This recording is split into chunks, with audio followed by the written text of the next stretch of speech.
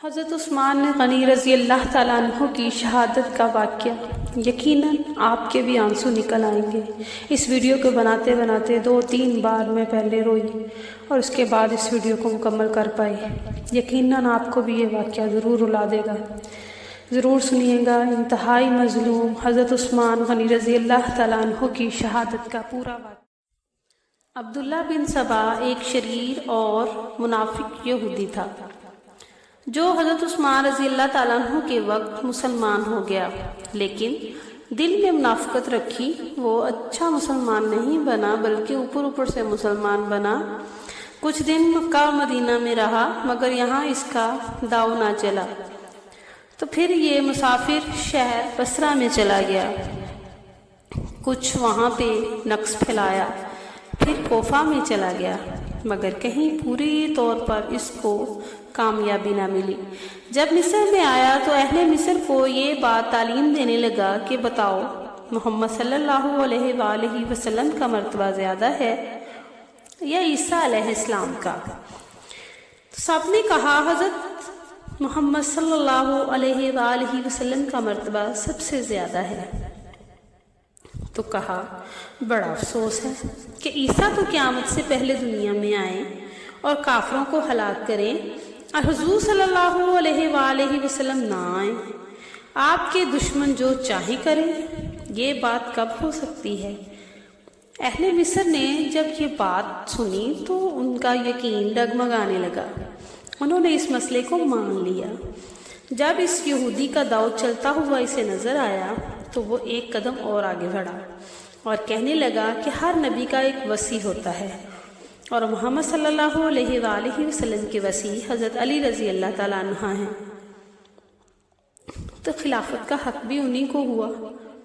عثمان نے خلافت کو غصب کیا ہوا ہے، تم کسی طرح عثمان کو خلافت سے الگ کرو اور علی کو بٹھاؤ۔ یہ بے دین یہودی حضرت علی رضی اللہ تعالیٰ عنہ کا بھی خیر خواہ نہیں تھا، یہ تو محض صرف اور صرف مسلمانوں میں جھوٹ اور افتراق پھیلانا چاہتا تھا کہ مسلمانوں میں نفاق پیدا ہو، ایک دوسرے سے لڑائی جھگڑا پیدا ہو جس سے وہ فائدہ اٹھائے۔ چنانچہ کئی لوگ اس داؤ میں آ گئے اور کہنے لگے ہم عثمان کو کسی طرح سے خلافت سے الگ کریں گے۔ وہ بولا ٹھیک ہے، چلے میں آپ کو بتاتا ہوں، پہلے تو حضرت عثمان کو کہو کہ مصر کا حاکم چینج کرے، اس کی شان میں اعتراض کرو اور لوگوں کو اپنی طرف راغب کرو اور جگہ جگہ مصر میں اور بصرہ میں خط روانہ کرو۔ چنانچہ جگہ جگہ سے خط حاکموں کے متعلق شکایتوں سے بھرے ہوئے جانے لگے اور رائے عامہ کو اس طرح کیا جانے لگا کہ عثمان کے حاکم ظلم کرتے ہیں۔ بہت سے کوفہ اور بصرہ کے لوگ بھی اس سازش میں شامل ہو گئے، یہاں تک کہ اہل مصر اور اہل کوفہ اور بصرہ نے حضرت عثمان کی طرف لکھا کہ ہم ہر طرح سے چین میں ہیں مگر آپ کے جو حاکم ہیں وہ بڑے ظالم ہیں، ہم پر ظلم کرتے ہیں۔ حضرت عثمان غنی رضی اللہ تعالیٰ عنہ نے جواب میں لکھا کہ جس پر میرے عالموں نے ظلم کیا ہے وہ اس مرتبہ ضرور حج کرنے کے لیے آئے، میں اپنے عاملوں کو بھی روک لوں گا، اس وقت سب کے ظلموں کا بدلہ دلواؤں گا۔ حضرت عثمان نے ادھر اپنے سب عالموں کو طلب کر لیا، چنانچہ حکام تو سب آ گئے مگر شکایت کرنے والا کوئی نہ آیا۔ کوئی شکایت ہوتی تو کوئی آتا، یہ تو صرف محضی کاغذی شکایتیں تھیں۔ حضرت عثمان غنی رضی اللہ تعالیٰ عنہ نے ان حاکموں سے پوچھا کہ تم کیوں ظلم کرتے ہو؟ تو ان سب نے عرض کیا کہ یہ بات بالکل غلط اور بناوٹی ہے، ہم نے کبھی بھی کوئی ظلم نہیں کیا۔ چنانچہ حضرت عثمان نے بھی معلوم کر لیا کہ یہ محض شرارت اور جھوٹ ہے۔ ابن سبا یہودی کی سازش سے اہل مصر و کوفہ اور بصرہ والے حضرت عثمان غنی رضی اللہ تعالیٰ عنہ کے خلاف ہو گئے اور بصرہ والوں نے ایک مرتبہ بے بنیاد شکایات کے خط لکھے جن کے جواب میں حضرت عثمان نے جواب بھی دیے، لیکن جب دوسری مرتبہ شکایتوں کے بھرے ہوئے خط آئے تو حضرت عثمان غنی رضی اللہ تعالیٰ عنہ نے ان کا کوئی جواب نہ دیا، جس پر ان یہودی سازشیوں کو ایک بار پھر موقع مل گیا۔ انہوں نے کہا دیکھا کہ اب عثمان تو تمہارے خطوں کا جواب دینا بھی گوارا نہیں کرتا۔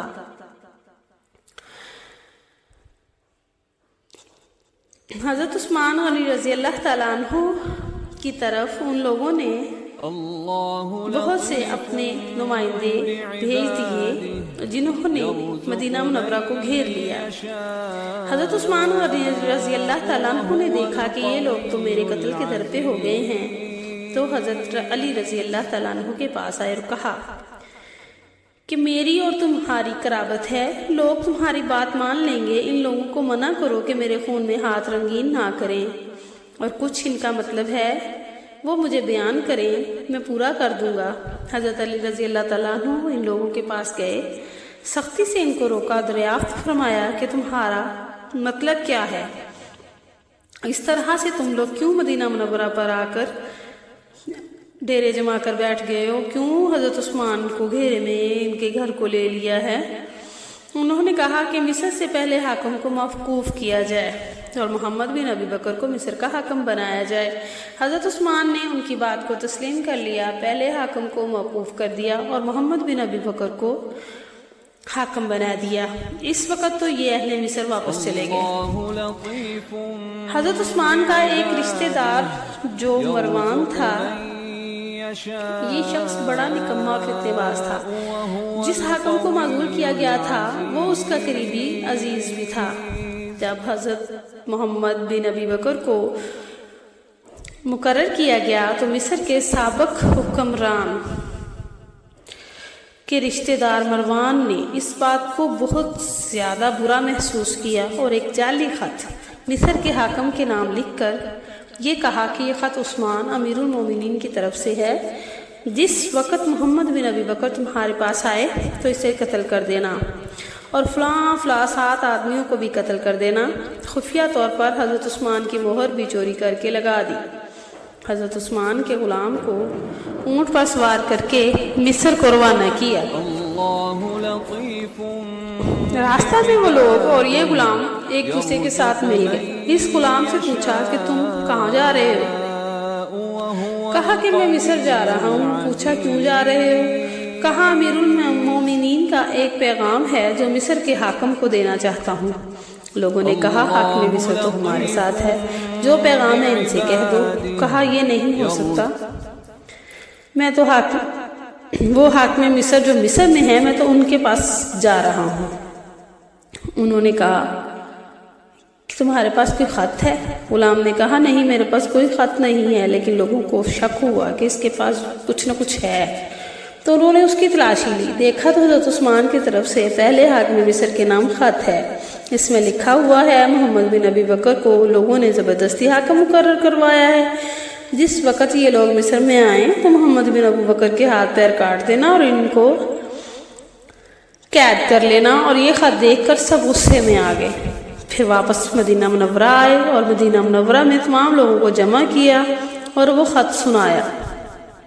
مدینہ کے لوگ وہ خط لے کر حضرت عثمان کی خدمت میں حاضر ہو گئے اور خط دکھایا اور پوچھا کہ یہ خط آپ نے لکھوایا ہے؟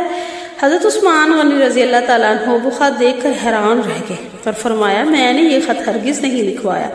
لوگوں نے کہا سواری کا اونٹ آپ ہی کا ہے؟ آپ نے فرمایا جی ہاں، اونٹ تو میرا ہی ہے، اور اس پر جو غلام بیٹھا ہوا وہ بھی آپ کا ہے؟ تو آپ نے کہا جی ہاں وہ بھی میرا ہے۔ تو پھر آپ سے پوچھا گیا، آپ نے فرمایا واللہ نہ خط میں نے لکھا ہے نہ ہی لکھوایا ہے، مہر میری ہے لیکن یہ کسی نے چرا لی ہے اور میری طرف سے لگا دی ہے۔ اب سب نے دیکھا کہ ایسے بوڑھے ہو گئے ہیں کہ مہر اور خط کی بھی خبر نہیں ہے ان کو، تو بہرحال ان کو خلافت سے معزول کر دینا چاہیے ورنہ انہیں ہم قتل کر دیں گے۔ ابن سبا یہودی کی سازش اور مروان کی شرارت سے اہل بصرہ کوفہ اور مصر والے سب حضرت عثمان کے خلاف ہو گئے اور وہ آپ کے بے گناہ خون سے ہاتھ رنگے بغیر نہ رہ سکے۔ چنانچہ وہ لوگ ہزاروں کی تعداد میں بلوا کر جمع ہو گئے۔ بلوا کے مقام پر سب لوگ جمع ہوئے۔ اس وقت صحابہ اکرام نے عرض کی یا امیر المومنین، ہم آپ کو لڑائی کا حکم دیں تاکہ ہم ان کو مار بھگائیں۔ آپ نے فرمایا کہ تم لوگوں کو قسم ہے اللہ کی، میرے لیے کسی مسلمان کا قطرہ نہ گرانا۔ میں قیامت کے دن خدا کو کیا جواب دوں گا؟ صحابہ اکرام نے کہا کیا آپ مکہ مکرمہ چلے جائیں یا ملک شام چلے جائیں، وہاں حضرت معاویہ ہے وہ اور ان کا لشکر ہے۔ آپ نے فرمایا دوستوں میں آخری وقت اپنے نبی کریم صلی اللہ علیہ وآلہ وسلم کے مزار کو کس طرح چھوڑ کر چلا جاؤں؟ ہاں، میں مسجد نبوی میں چلا جاتا ہوں اور ان لوگوں سے پوچھتا ہوں کہ تم بلا وجہ مجھے کیوں قتل کرنا چاہتے ہو؟ چنانچہ آپ تشریف لے گئے اور ان بلوائیوں سے خطاب فرما کر پوچھا، اے مصری لوگو، تم مجھے کیوں قتل کرنا چاہتے ہو؟ میری عمر تھوڑی سی رہ گئی ہے، میں نے خود ہی انتقال کر جانا ہے۔ قسم ہے خدا کی، جب کبھی لوگوں نے کسی نبی یا ناحق قتل کیا یا کسی اللہ کے ولی کو ناحق قتل کیا تو اس کے بدلے میں ہزاروں لوگ قتل ہوئے۔ میں خلیفہ سید المرسلین ہوں، میرے بدلے میں 80,000 قتل ہوں گے۔ اگر مسلمان میرے قاتلوں سے بدلہ نہ لیں گے تو آسمان سے اللہ تعالیٰ پتھر برسا کر میرے قاتلوں کو ہلاک کر دے گا۔ دیکھو ایسا نہ کرو، خدا کی قسم اس وقت تو تم میری موت چاہتے ہو اور میرے قتل ہونے کے بعد یوں تمنا کرو گے کہ کاش عثمان کا ایک ایک سانس ایک ایک برس کی عمر کے برابر ہوتا۔ اس وقت ایک بلوائی نے آپ کے ہاتھ سے عصا پکڑی جو حضور صلی اللہ علیہ وآلہ وسلم کا تبرک تھا، چھین کر اپنے گھٹنے پہ رکھ کے توڑ دی۔ فوراً اس کے گھٹنے پہ ایک پھوڑا پیدا ہوا اور شام تک اس کا سارا بدن گل گیا اور وہ مر گیا۔ اب بلوائی سینکڑوں کی تعداد میں حضرت عثمان کے گرد جمع ہو گئے اور مکان کو گھیر لیا۔ یہ کہا کہ اب ہم آپ کو قتل کیے بغیر نہیں جائیں گے۔ سب کا آنا جانا اندر بند کر دیا۔ حضرت عثمان کو نماز کے واسطے بھی گھر سے نہیں نکلنے دیتے تھے، کوئی چیز کھانے کی اندر نہیں جانے دیتے تھے، آپ کا پانی بھی بند کر دیا، جو کچھ گھر میں تھا وہ سب ختم ہو گیا۔ پھر سارا گھر پیاسا مرنے لگا۔ جب 7 دن برابر اسی طرح گزرے اور کسی کو ایک قطرہ بھی پانی کا نہ ملا، تب حضرت عثمان نے اپنے مکان کی کھڑکی سے سر باہر نکالا اور آواز دی کہ یہاں علی ہیں؟ کسی نے جواب دیا نہیں۔ فرمایا یہاں سعد ہیں؟ کسی نے جواب دیا نہیں۔ حضرت عثمان نے فرمایا کہ اے امت محمدیہ صلی اللہ علیہ وسلم، روم و فارس کے بادشاہ بھی اگر کسی کو قید کرتے ہیں تو ضرور قیدی کو وہ پانی دیتے ہیں۔ اے لوگو، میں تمہارا ایسا کیا گناہ گار قیدی بن گیا ہوں کہ مجھ کو پانی بھی نہیں دیتے؟ کوئی ہے جو اللہ کے واسطے عثمان کو ایک پانی کا پیالہ دے دے؟ اس کے بدلے میں پہلا پیالہ جو مجھے نبی کریم حوض کوثر پر ملے گا اس کو دے دوں گا۔ وہاں حوض کوثر کو کہ کس کو پرواہ تھی؟ اگر حضرت علی کو خبر ہوئی، 3 مشکیں آپ نے بھر کر کمر سے تلوار کے ساتھ باندھی اور سر پر حضرت صلی اللہ علیہ وآلہ وسلم کا امامہ باندھ کر پانی لے کر چلے۔ لوگوں سے کہا یہ کام تو کافر بھی نہیں کرتے جو کام تم کر رہے ہو، پانی کیوں بند کیا ہے؟ دیکھو غضب الہی نازل ہو جائے گا۔ مگر ان ظالموں نے مشکوں میں برچھے مار کر پانی نکال دیا۔ اتنے میں جناب ام حبیبہ ام المومنین ایک خچر پر سوار ہو کر ایک پانی کی مشک ساتھ لے کر آئیں اور یہ خیال کیا کہ کم وقت میرا خیال کریں گے، میرا ادب کریں گے، اور لوگوں سے کہا بنو امیہ کی کچھ امانتیں عثمان کے پاس ہیں، ذرا میں ان کے پاس جانا چاہتی ہوں تاکہ وہ امانتیں لے آؤں۔ یہ سن کر بلوائی بولے کہ جھوٹی، یہ کہہ کر خچر کے منہ پر لکڑی ماری اور 4 جامہ کا بند توڑ دیا۔ خچر آپ کو لے بھاگا۔ حضرت ام المومنین گرتے گرتے بچی۔ یہ واقعہ دیکھ کر لوگ گھبرائے اور کہا خدا تمہارا ستیہ ناش کرے، ازواج مطہرات کے ساتھ بھی ایسی بری طرح پیش آنے لگے ہو آپ لوگ۔ اہل مدینہ کو بہت غصہ آیا اور تلواریں لے کر حضرت عثمان سے عرض کیا کہ اب تو ازواج مطہرات کی بھی بے حرمتی ہونے لگی ہے، عثمان اب تو ہمیں لڑنے کی اجازت دے دیجئے۔ حضرت عثمان نے فرمایا تم میرے لیے اپنی جانیں ضائع نہ کرو، مجھے اگر لڑنا منظور ہوتا تو اب تک 1000 فوج شام اور عراق سے منگوا لیتا، میں لڑنا ہرگز نہیں چاہتا۔ سب کو قسمیں دے کر واپس بھیج دیا۔ پھر جب کچھ دن گزرے اور حضرت عثمان کو پیاس کی بہت سخت تکلیف ہوئی تو آپ نے پھر اپنا منہ کھڑکی سے نکالا اور فرمایا تم جانتے ہو جب حضور صلی اللہ علیہ وآلہ وسلم مدینے میں آئے تھے تو یہاں پانی مسلمانوں کو پیسوں سے ملتا تھا، دام کے ساتھ ملتا تھا، اور کنواں یہودی کے قبضے میں تھا۔ حضور نے فرمایا کون ہے جو اس کنویں کو خریدے، اس کے بدلے میں جنت کا چشمہ لے لے۔ میں نے وہ کنواں 35,000 کو میں خرید کر تمہارے اوپر وقف کر دیا تھا، میں وہی ہوں۔ 40 دن سے پانی کے لیے عثمان کے بچے روتے رہے، انہیں پانی نہیں ملا۔ لوگوں، تم کو معلوم ہے کہ مسجد نبوی ابتدا میں بہت تنگ تھی۔ میں نے 25,000 روپیہ دے کر مکان اور زمین دے کر مسجد نبوی میں شامل کی۔ آج کیا میں ایسا ہو گیا ہوں کہ تم مجھے اس مسجد میں 2 رکعتیں نماز بھی نہیں پڑھنے دیتے؟ قیامت کے روز کیا عذر کرو گے؟ 50 دن تک حضرت عثمان اسی مکان میں قید رہے۔ اس عرصہ میں برابر روزے رکھتے رہے۔ ایک رات آپ نے خواب میں دیکھا جناب رسول صلی اللہ علیہ وآلہ وسلم اپنے مزار سے باہر تشریف لائے ہیں، ابو بکر اور عمر بھی آپ کے ساتھ ہیں۔ حضرت عثمان کے پاس آئے اور فرمایا، اے عثمان، کیا تمہیں پیاس بہت لگ رہی ہے؟ تم نے 40 دن تک روزہ رکھا۔ اے عثمان، کل روزہ تم ہمارے ساتھ کھولو گے، ہم حوض کوثر سے تمہارا روزہ کھلوائیں گے۔ اے عثمان، کل تم شہید ہو جاؤ گے۔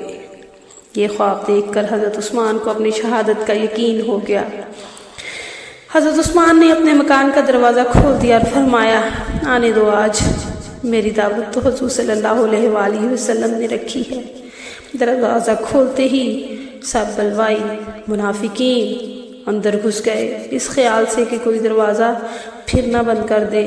کواڑوں کو آگ لگا دی۔ دروازے کے اوپر چھپرا پڑا ہوا تھا، اس کو بھی آگ لگا دی۔ گھر والے گھبرا گئے، مگر عثمان اسی وقت قرآن پاک کی تلاوت کرنا شروع ہو گئے۔ گھر میں آگ ہی آگ تھی، لیکن جناب نماز اور قرات میں مصروف تھے۔ قرآن پڑھ کر اس آیت پر پہنچے، فَسَيَكْفِيكَهُمُ اللَّهُ، تو ایک آدمی نے آپ کے قتل کے ارادے سے آپ پر تیر مارا۔ آپ کے جسم سے خون کا فوارہ چھوٹ پڑا اور آپ کا خون فَسَيَكْفِيكَهُمُ اللَّهُ کی آیت کے اوپر گرا۔ آسمان بھی رونے لگا، زمین بھی رونے لگی، ہر چیز رونے لگی۔